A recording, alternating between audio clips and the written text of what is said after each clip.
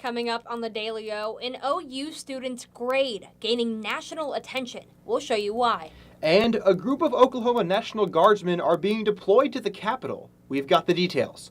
All this and more is coming up. The Daily O starts now.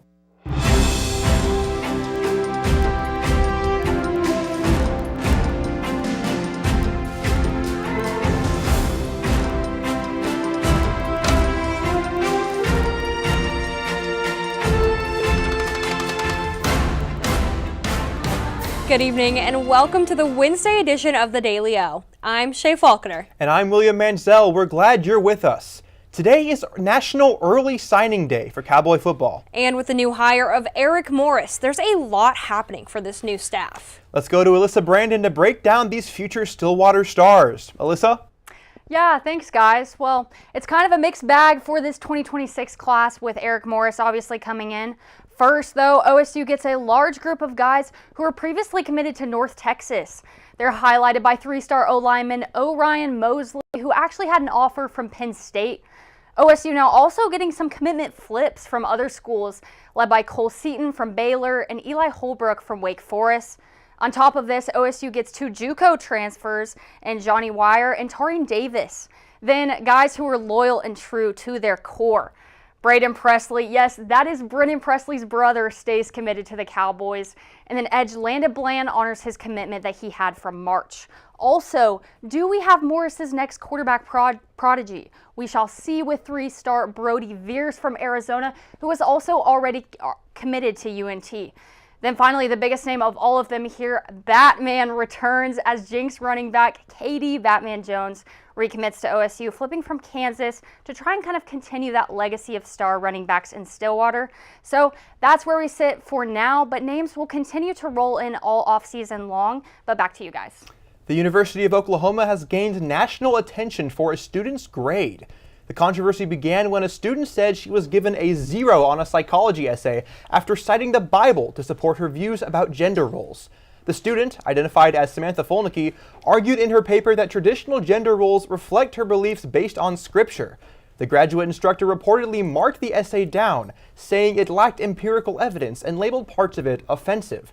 In response, OU has launched an investigation into the grading decision, placed the instructor on administrative leave, and removed the 0 from Folnicki's record, though they did not change the grade she received. Nearly 160 members of the Oklahoma National Guard are on their way to Washington, D.C. as a part of a broader effort called the D.C. Safe and Beautiful Mission. The deployment was authorized by Governor Kevin Stitt and involves the Guard's Task Force Thunder, with participation on a voluntary basis. Guard leaders say the mission, which will last about 90 days, aims to support security and public safety operations in the Capitol under the direction of Joint Task Force DC. The decision comes amid heightened tensions in the Capitol.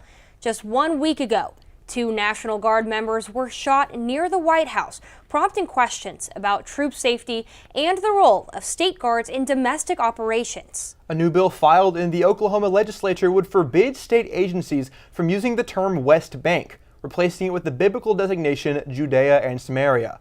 The proposal, known as the Judea and Samaria Act, was introduced by State Senator Julie McIntosh. If passed, it would require that any official state materials referring to that region use the term Judea and Samaria and not West Bank unless a top agency official certifies otherwise. Supporters say the change reflects support for Israel's historical claims and aligns with similar legislation being considered at the federal level. Critics argue it politicizes geographic terminology and may contribute to tensions in discussions around Middle East policy. What was supposed to be a $260 million jail project has exploded into an $835 million price tag, more than 3 times the amount the voters originally approved. Officials say inflation and surging prices for steel, concrete, and other building materials caused the dramatic increase, a number that's risen steadily from prior estimates of roughly $600 million. The updated estimate has opened a serious funding gap, and commissioners are now debating whether to seek a sales tax vote to help pay the difference, a move that could affect taxpayers across the county. Supporters say the new facility is desperately needed. Critics warn the ballooning costs may reflect deeper problems with planning and oversight. Officials in Oklahoma County are sounding the alarm. A scam email posing as County Assessor Larry Stein is circulating, asking for donations to support veterans supposedly in hospice care. But the message isn't real. Stein's office confirms the email did not come from him or the county and that the address used is fraudulent. The email claims Stein is out of town and asking on behalf of the county, even offering to cover the cost of any gift vouchers purchased. A tactic investigators say is often used to pressure people into giving quickly. Authorities urge anyone who receives the email to ignore it, delete it, and never click on links or provide financial or personal information. It was a warmer day than we've gotten used to here in Stillwater, but that cold is coming back tonight. Let's check in with Macy Strain in the Weather Center. Macy? Yeah, guys, we saw a little bit warmer day here in Stillwater compared to the last couple days, but let's go ahead and take a look at the current conditions. Right now, we have a temperature of about 48 outside and a real feel sitting around at 46. We have a little bit of wind coming out of the southwest at about 6 miles per hour. And let's go ahead and take a look at our live shot on the west side of campus. We can see that beautiful sunset coming in where it is perfectly sunny. Well, that's all I got for right now, so I'll go ahead and send it back to the desk. All right, Macy. When we return, a group of Oklahoma students will have their artwork featured at the White House. And a fall favorite makes its return on campus. The Daily O returns right after this.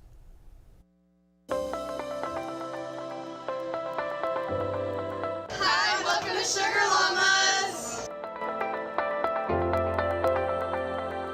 Well, I'm the owner of Sugar Llamas here in Stillwater. My name is Chad O'Rourke. We want to create a customer-centric culture and create an experience for our customers when they come in. Our ice cream in particular, you can get it other places, but I'm only aware of like one other place besides the Sugar Llama in the state of Oklahoma that you can get it. We actually ship it in from up north, but when it comes to our coffee, you cannot get Sugar Llama coffee anywhere else in the world. You might find a blend similar to it, but you're not going to get Sugar Llama coffee anywhere but a Sugar Llama. It is proprietary to us.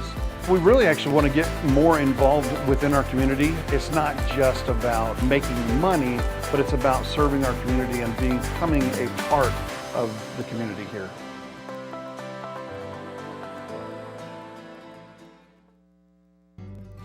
We would design something, it was set on the counter, and people was either, if enough of them said, you know, this isn't it, it never made to the line. Dad was excited that they're all original. They were all designed on Mom's kitchen table, and it gets in your blood after a while. We're very happy that Pamela and Michael have taken over the business and kept the family going. We took the business over in 2017. When we found that it was available, we wanted to keep the legacy of family alive, but it was also incredible products that deserved to be a part of Made in Oklahoma's story. We were a part of Made in Oklahoma years ago. And so it kind of grew as Made in Oklahoma grew. Oklahoma is ingrained into everything that we did. We've been here most of our life. That's what we entailed our whole business on, was the Oklahoma homegrown feeling.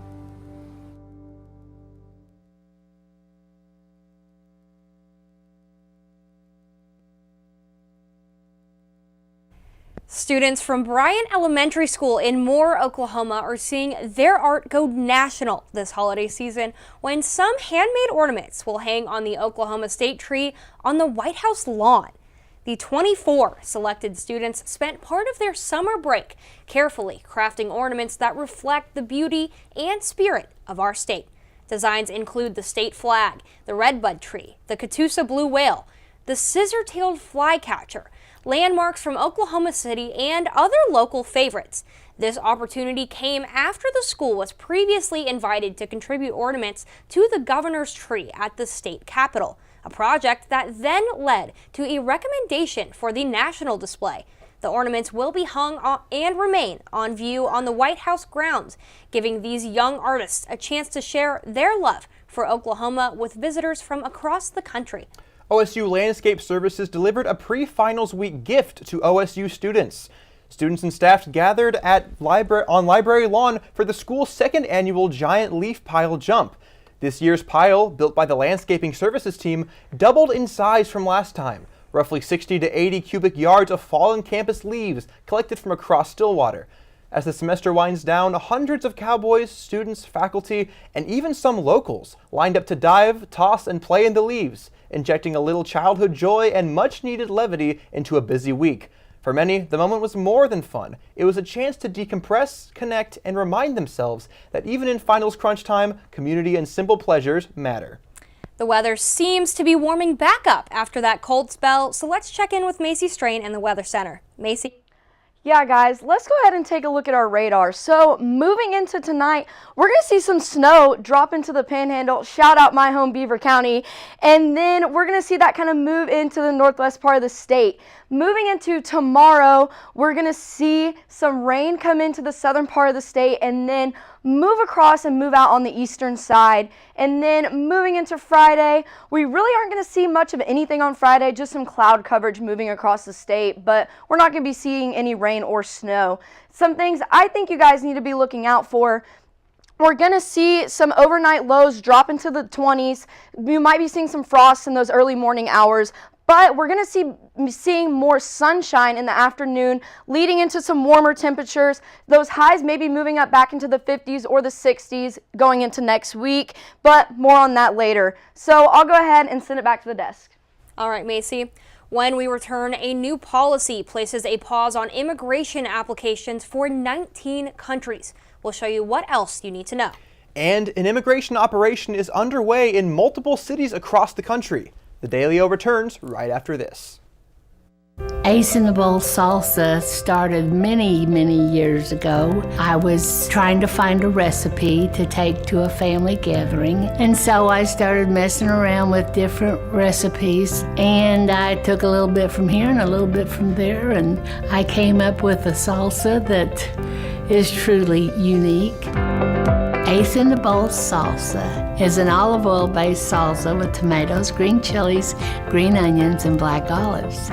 There's no sugar added, it's gluten free, low calorie, low carb, low fat, low sodium. So it's a very good alternative to any snack you may want. As of right now, I'm just looking to be in Oklahoma and having a successful business within the state. If my grandkids could ever take it over when they're old enough, that would be my dream.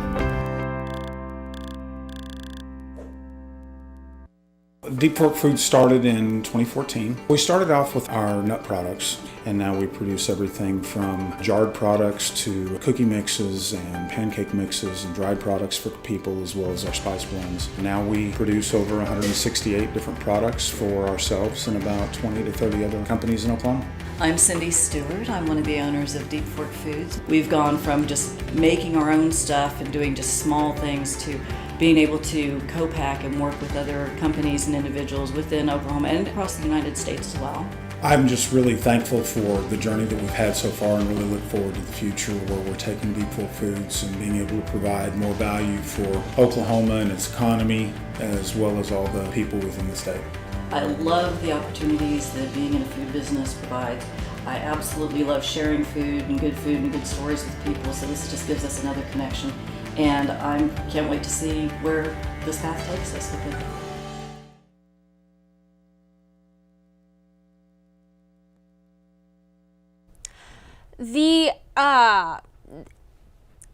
The Trump administration is pausing all immigration benefit applications, including green cards and citizenship for individuals from 19 countries it designates as of concern. The policy affects applicants from nations like Afghanistan, Somalia, Iran, Venezuela, and several others that were subject to travel restrictions earlier this year. USCIS says even applications already in progress will be re-reviewed, and immigrants who entered the U.S. in 2021 may be re-interviewed under the new policy. Supporters argue this is a necessary safeguard for national security. Critics, including immigrant rights groups, warn it amounts to broad collective punishment, penalizing people based solely on their country of origin. Federal agents have launched sweeping immigration operations in two major U.S. cities, New Orleans and Minneapolis, in what the administration describes as a crackdown on violent offenders and immigration violators. In New Orleans, the campaign, now underway under the name Catahoula Crunch, aims to target immigrants previously arrested for serious crimes such as armed robbery, home invasion, and rape. Authorities say dozens have already been flagged for removal. Meanwhile, in Minneapolis, the enforcement push is reportedly concentrating on immigrants from certain communities, including longtime Somali American residents, fueling fears and raising concern among civil rights advocates. Critics argue the tactics risk sweeping up law-abiding families and sowing fear across immigrant neighborhoods. Supporters say the effort is necessary to remove dangerous criminals. Either way, communities from Louisiana to Minnesota are bracing for the impact. The investigation into last week's ambush on 2 National Guardsmen remains ongoing as formal charges have been filed. The suspect, identified as Ramanullah Lakhanwal, an Afghan national granted asylum in 2025, appeared in court via video from his hospital bed today and pleaded not guilty to charges including first-degree murder and assault with intention to kill. Authorities say the attack was a premeditated ambush-style shooting, and surveillance video reportedly captures Lakhanwal opening fire. In response, the Pentagon has ordered that all National Guard troops currently deployed in Washington, D.C. be issued live weapons and begin joint patrols with local police, a sharp shift toward an armed military presence in the capital. The 2025 Spotify Wrapped results are in, and global listening habits show a major shift as Bad Bunny has reclaimed the crown as Spotify's most streamed artist worldwide. The Puerto Rican star racked up a staggering 19.8 billion streams this year, pushing past longtime leader Taylor Swift, who drops to number 2 globally. Bad Bunny also topped the global album chart in 2025, showing the global rise of Spanish language and Latin pop music. In the U.S., Swift remains the most streamed artist domestically, followed by Drake, Morgan Wallen, Kendrick Lamar, and Bad Bunny. A shooting at MGM National Harbor in Oxon Hill, Maryland, has left 1 man dead and another injured. Prince George's County Police say officers responded just before noon to reports of gunfire in the food court area. 1 man was pronounced dead at the scene, while a second man sustained what appears to be a graze wound. Authorities say the suspected shooter fled the scene, and police do not believe this was a random act. Investigators are reviewing surveillance and working to identify and locate the suspect. As of now, no other victims have been reported. The casino remains under heavy police presence as detectives examine the scene and collect evidence. Cowboy basketball continued their winning ways last night. Alyssa Brandon is in the Sports Corner when we return.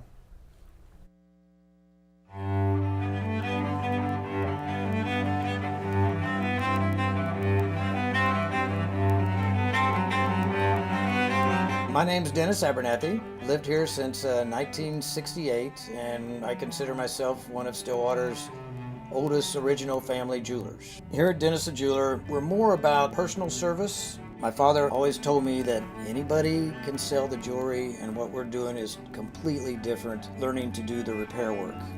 That is one thing that will keep your business alive, because anybody can sell it, but not anybody can fix it. To me, jewelry is very, very personal. Every piece of jewelry has its own story, and I get to hear hundreds of stories from my clients, which I love to hear. There's always a story with it. I mean, you buy a piece of jewelry for a show of appreciation, a sign of love. There are a lot of different aspects for jewelry when you purchase it. My wife lived east of here, about 35, 40 miles, something like that, over at Lamont.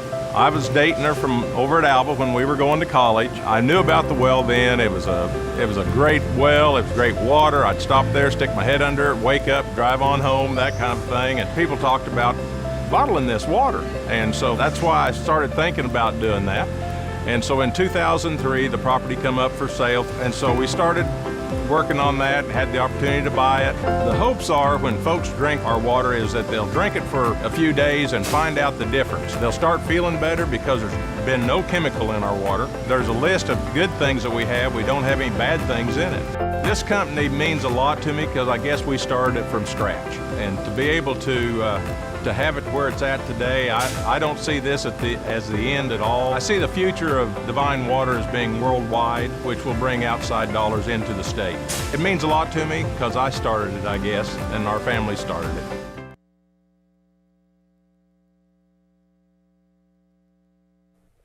Welcome back to the Daily O and welcome into the Sports Corner. I'm Alyssa Brandon. Now let's see what's going on in sports. Oklahoma State basketball with an intense matchup last night trying to hold on to an undefeated season. Sam Houston coming to town 5-3 on a 4-game win streak. Now it was a battle through and through. Cowboys tested until the last minutes in this game. Some sloppy plays to start the game though. OSU turning the ball over right there 6 times in the opening 9 minutes. Now struggling to shoot from 3-point as well as they went 2 of 14 from deep. Bearcats on the other hand not having that struggle at all. Po' Boy King shot there with 5 3-pointers in the first half alone. And then at the break, it was all Bearcats holding a 44-37 lead. But if there's one thing we've learned this season, you cannot count out the Cowboys in the second half. So OSU clearly motivated here, jumps out with a 14-7 run. Parsa Fala there, and that was the story of the game. It was a Parsa Fala type of day, just a nasty hook shot there, really just bullying people in the paint.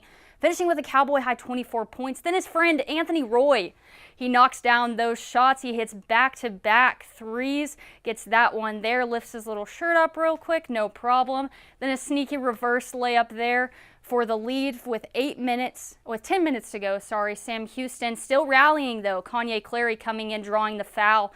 He makes free throws. And then just to finish it off, Fala. I mean, you just can't stop that. A little flex to the crowd there as well. Oklahoma State 93-83 win. They are 8-0. It's the best start for the Cowboys since the 06-07 season under Steve Lutz. And while the Cowboys did get the win, it wasn't up to their standards, especially falling behind so early. Anthony Roy and Coach Lutz shared a similar message, saying this team has a lot to improve upon as they progress.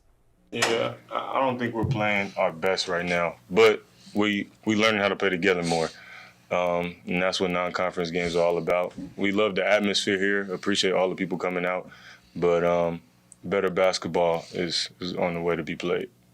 I thought when the chips were down in the second half, our team was better defensively, but we've got a long ways to go in order to be successful in the Big 12 on the defensive end. It's game day for Cowgirl basketball as the girls are on the road versus UNT. Cowgirls coming off of a 2-0 performance in the Cayman Islands and will look to keep things going after a close win versus Miami. They've continued to shoot the ball well, ranked second in the nation in 3-pointers made per game. The AP Top 25 currently have the Cowgirls at number 24 overall and number 26 in the net rankings. The Mean Green, however, come in at 5-2 and often rely on Megan Nestor, who appeared on the preseason watch list for the nation's top center. Tip-off for the Cowgirls is set for 6 p.m. in Denton, Texas. Well, that is a look at today's sports headlines, but don't go anywhere. A heartwarming event dance brought together inmates and their daughters. William and Shay have it right after this. I'm Travis Taylor.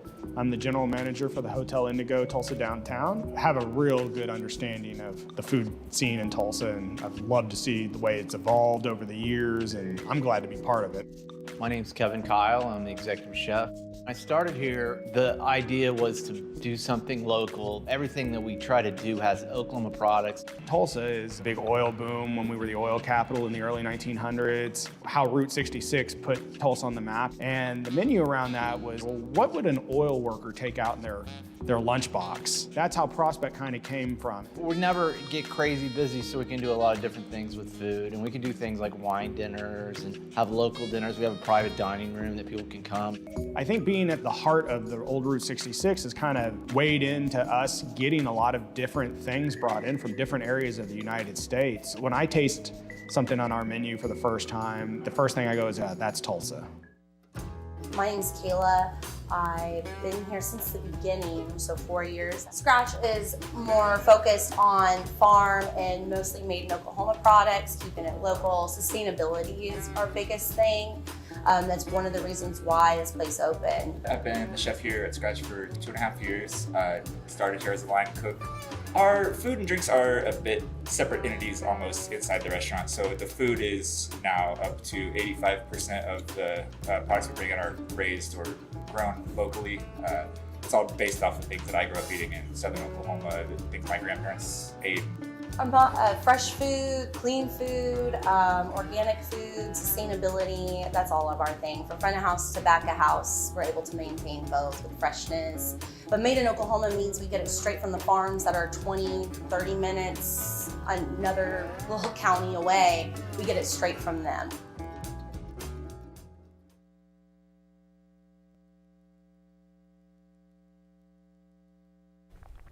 A disgraced TV star is returning to the small screen. Riley Cohen has that and more in our A-List update. Riley?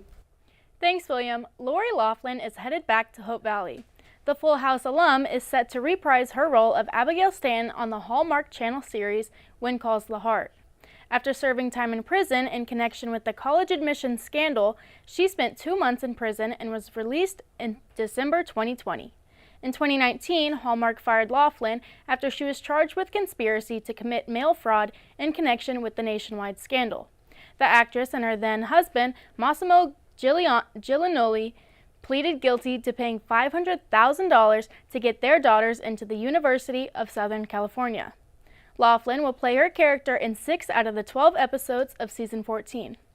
Hallmark confirmed yesterday production will start next year and air in 2027. That's all I have for your A-List update. I'll go ahead and send it back to the desk. A powerful moment of connection unfolded this week at Louisiana State Penitentiary, known as Angola, where inmates and their daughters came together for a first-ever daddy-daughter dance. Organized by God Behind Bars, the evening allowed 29 fathers, typically described as being among the prison's toughest or worst of the worst, to don donated tuxedos and share a slow dance with their child. One father described the moment he saw his daughter in a dress and began crying, saying it was the first time he'd ever danced with her, and it hit him how many years he'd missed. For many families, the night offered more than just a dance, a rare chance for healing, hope, and a reminder that beyond their crimes, these men are still fathers trying to reconnect with their children. Today is National Roof Over Your Head Day, a reminder to appreciate one of life's most basic necessities, having a safe place to call home. The day was created to highlight gratitude, but also to draw attention to the millions of Americans who struggle with housing insecurity. According to the National Day calendar, organizers encourage people to take time to reflect on the comfort and protection a home provides, especially during the colder months.